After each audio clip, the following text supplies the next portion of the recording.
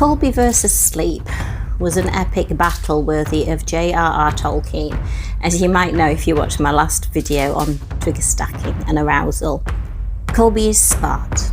He has a super active brain, he has very sensitive ears, and to use old-fashioned terminology, I'd describe him as a little bit highly strung. So this is how I encouraged Colby to sleep. These are the protocols I put in place.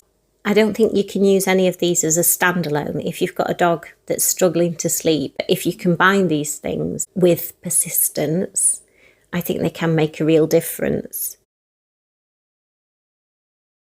Sleep enables dogs and people to process their experiences and their emotions and to make sense of their day in order to carry on with life the next day.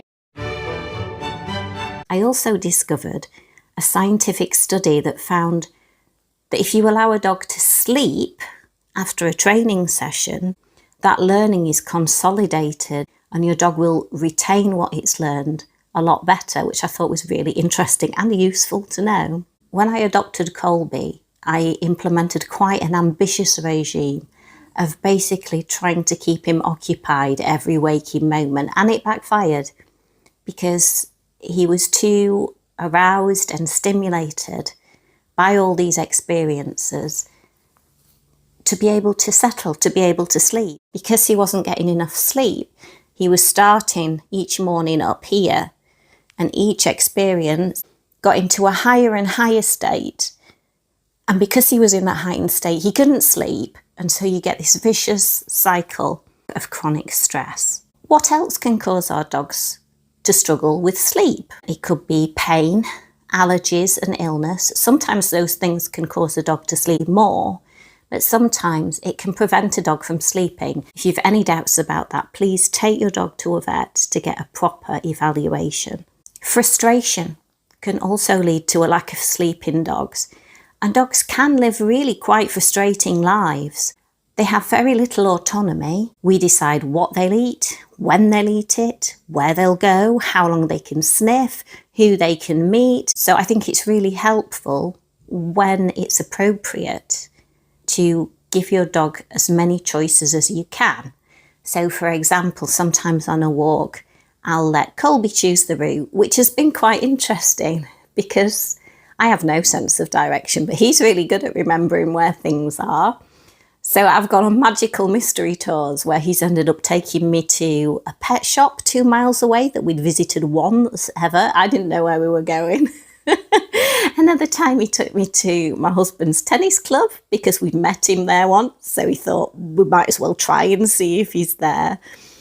He's taken me to his doggy daycare and I let him stay and play for an hour. So it is quite funny seeing them decide where they'd like to take you. Sometimes walks have been a little more aimless with just lots of sniffing and sitting about. But if that's what he wants to do, that is what he wants to do. There are also lots of inherent behaviours that dogs are driven to do, like barking and digging and playing with other dogs and chewing, and breed-specific behaviours like running or biting or retrieving. If you don't allow your dog to be a dog, and if you don't allow your dog to be its breed and to follow those drives, again, you're going to get a very frustrated dog, and that will lead to all sorts of problems, including not being able to sleep. And if you're interested in how you can let your dog appropriately exhibit those drives and behaviours, click the subscribe button because we're going to be looking into this more in the future. The first thing that I would think about is your dog's sleeping environment. Somewhere quiet, the quietest part of the house. I put Colby in my bedroom, partly because it's at the back of the house, so it's quieter, but also because that's where he sleeps at night. It's a place that he exclusively associates with sleeping, and it's going to put him in that headspace straight away.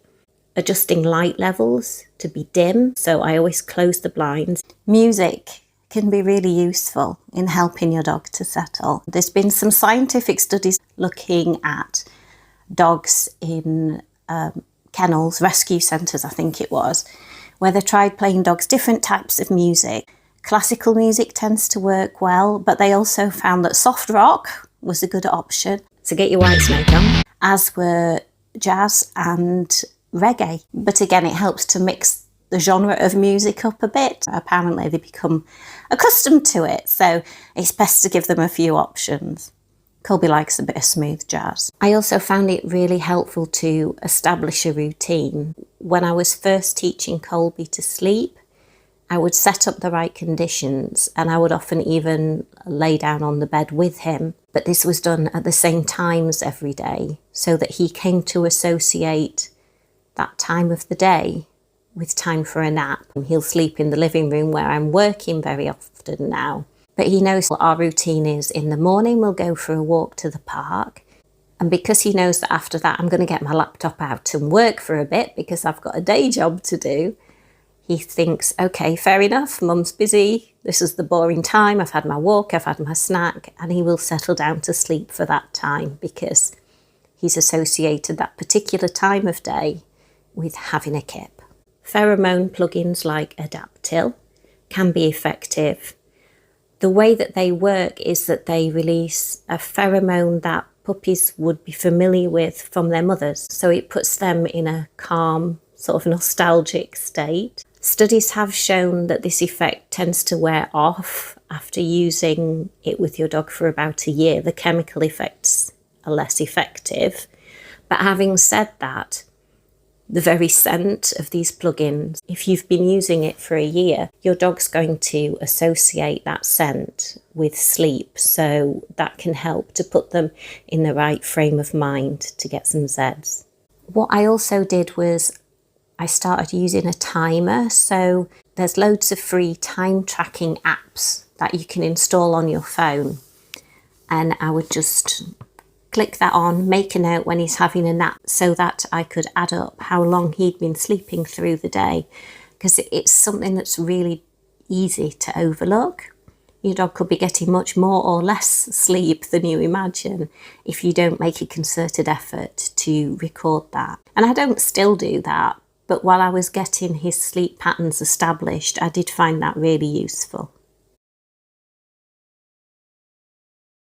Although Colby sometimes gets triggered, he encounters scary and exciting things. Those things don't affect him in the same way as they did because he's able to now reset and start afresh. So it's a really valuable thing that you can do for your dog to establish a sleep regime to let them get back to an even keel. I do find that being on holiday is the hardest time to implement this because our routines are disrupted. He's seen a lot more exciting and interesting and unusual things, so it's all a little bit more tiring for him. And we tend to be more active generally on holiday and do a lot more walking. It can be quite challenging for him, but by monitoring his behaviour and how he's reacting, I can observe when he's getting a bit overtired and factor in some rest time for him. And he does get really tired sometimes on holiday.